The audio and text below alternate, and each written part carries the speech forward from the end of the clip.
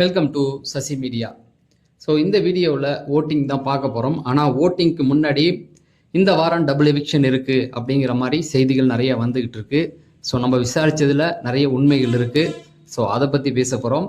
அதுக்கப்புறமேட்டுக்கு நான் நேற்று வீடியோவில் சொல்லியிருந்தேன், கமருதீனும் இவங்க நம்ம பார்வதிக்கும் வந்து ஒரு லவ் மாதிரி ஒன்று போயிட்டுருக்கு, அது வேறு லெவலுக்கு போவோம் அப்படின்னு. திவாகருக்கு தான் அது பாதிப்பை உண்டாக்கணும். அதே போல் மூணாவது ப்ரோமோவில் வந்து நம்ம பார்வதி வந்து இவரை திவாகரையும் குறை சொல்லிட்டாங்க. ஸோ எல்லாத்தையுமே இந்த வீடியோவில் பார்க்கலாம்.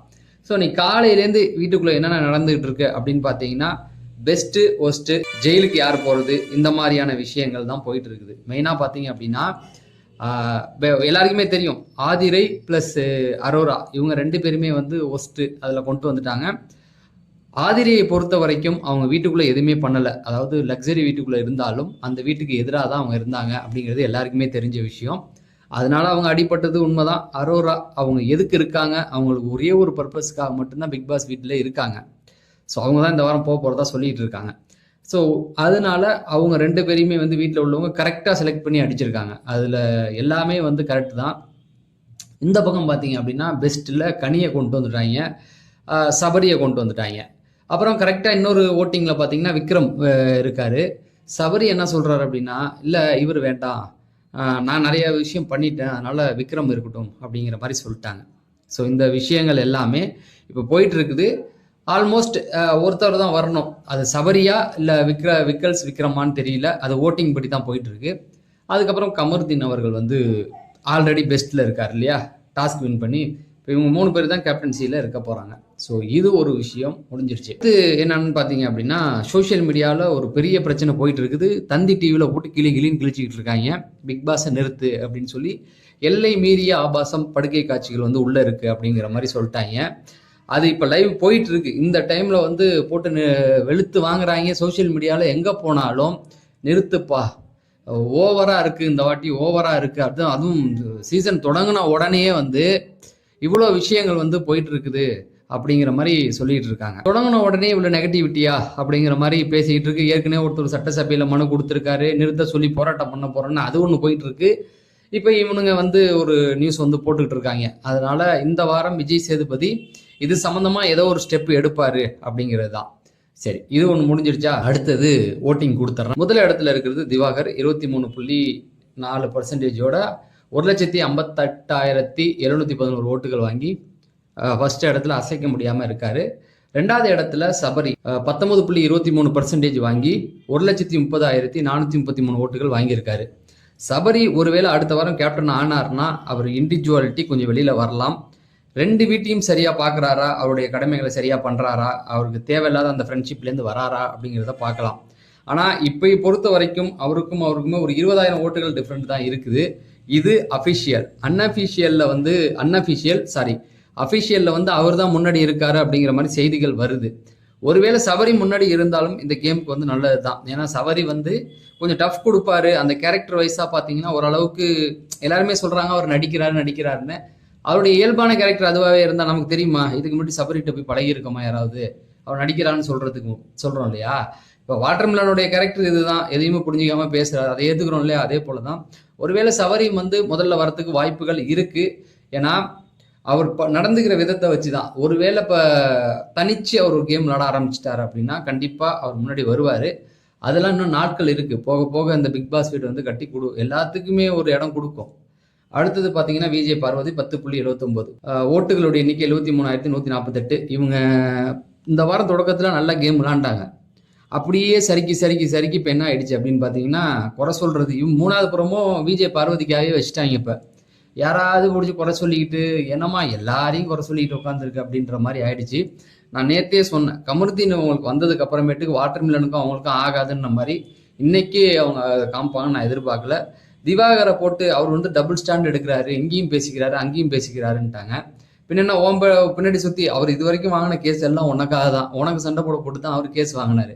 இல்லைன்னா அவர் பாட்டுக்கு அமைதியாக எல்லாரும் கூடயும் பேசிட்டு போவார். எல்லாரும் கூடயும் சண்டை போடணும் அவருக்கு நான் தலையெழுத்தா? அவருக்கு வெளியிலேயே ஒரு ஆதரவு இருக்கு. அதோட வெளியில சும்மா ஒரு 50-60 நாள் இருந்தாவே அவருக்கு போதுமானது. அவரே சொல்லிட்டார், நான் ஒரு 60 நாள் இருக்கணும்னு ஆசைப்படுறேன்னு, அவ்வளோதான்.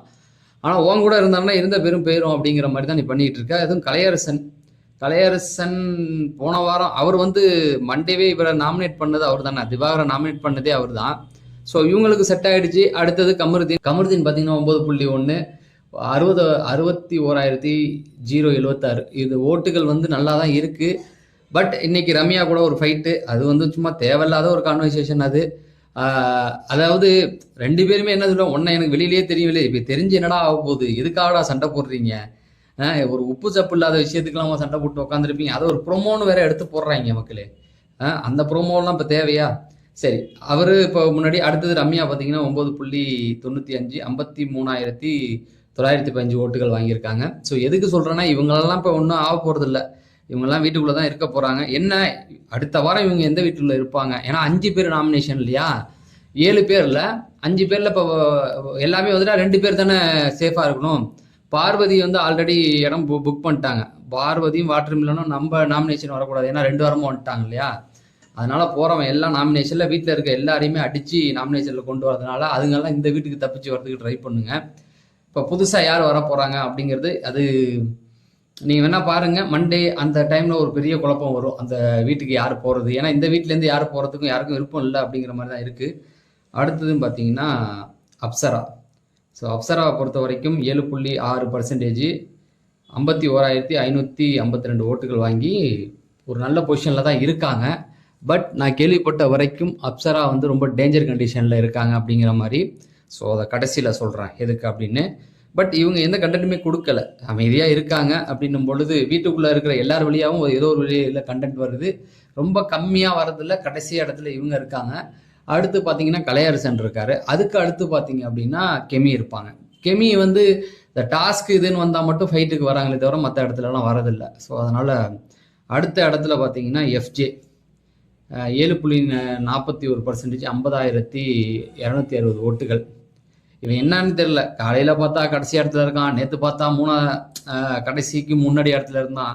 இவனுக்கு என்ன ஓட்டு அப்படி யார் போடுறான்னு தெரியல. இது எப்படின்னு வச்சிங்களேன், ஒரு கூட்டம் ஒன்று இருக்குது. அதாவது நான் சொல்கிறேன், ஒரு வெளியில் ஆள் செட் பண்ணி வச்சுருப்பாங்க, அது வெளியில் தெரியாமல் இருக்கணும்னா என்னம்மா பண்ணுவாங்க, அதாவது முதல்ல இடத்துக்கு ஓட்டு போட்டால் ஆதிரை மாதிரி மாட்டிக்குவாங்க.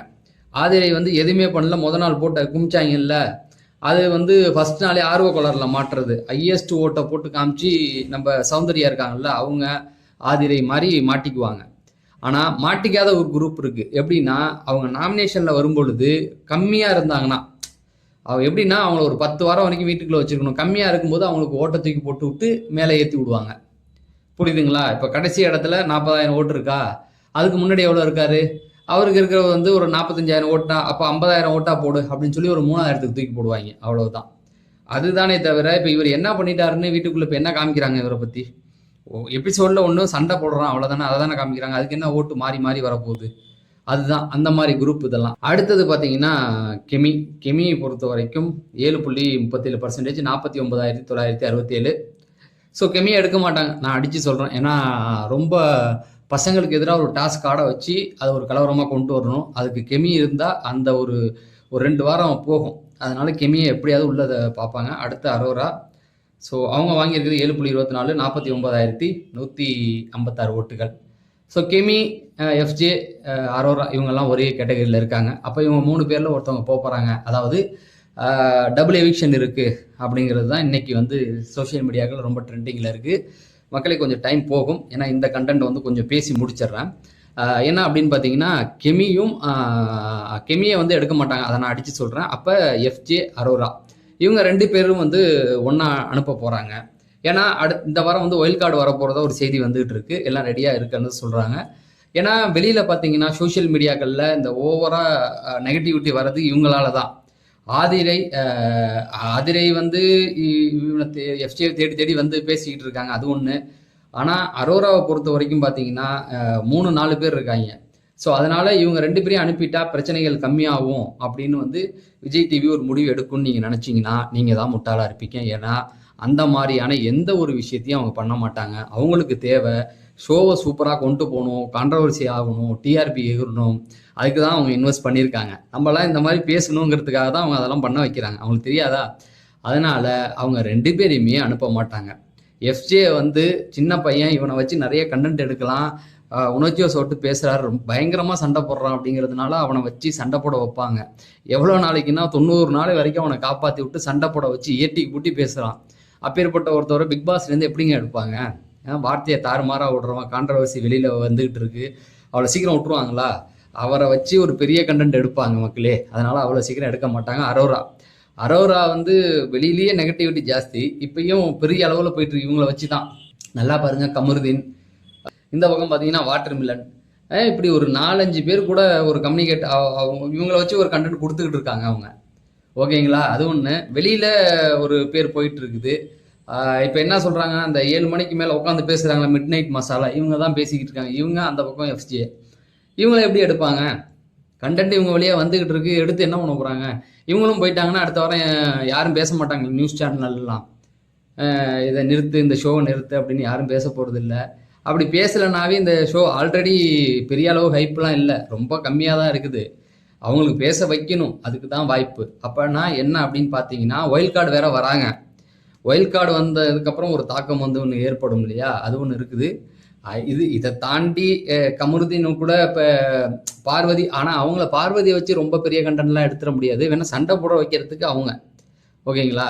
ஸோ ஆனால் எஃப்ஜேவும் அரோராவும் இந்த மாதிரியான விஷயங்கள், எப்படி இந்த 7வது சீசனில் வந்து நம்ம நிக்சனை கொண்டு போனாங்கல்ல, நிக்சன் அந்த மாதிரி ஒரு குரூப்பாக இவங்களை கொண்டு போவாங்க. கொண்டு போய் எப்படின்னா ஒரு 70-80 நாள் இவங்க போதும், எங்களை விட்டுடுங்க சாமி, எங்களால் முடியாது அப்படின்னு கதறி அழுவுற வரைக்கும் இவங்களை வச்சு அடித்து அதுக்கப்புறம் வெளியில் அனுப்புவாங்க. வெளியில் போட்டு வெளுத்துவாங்க. அது வேற.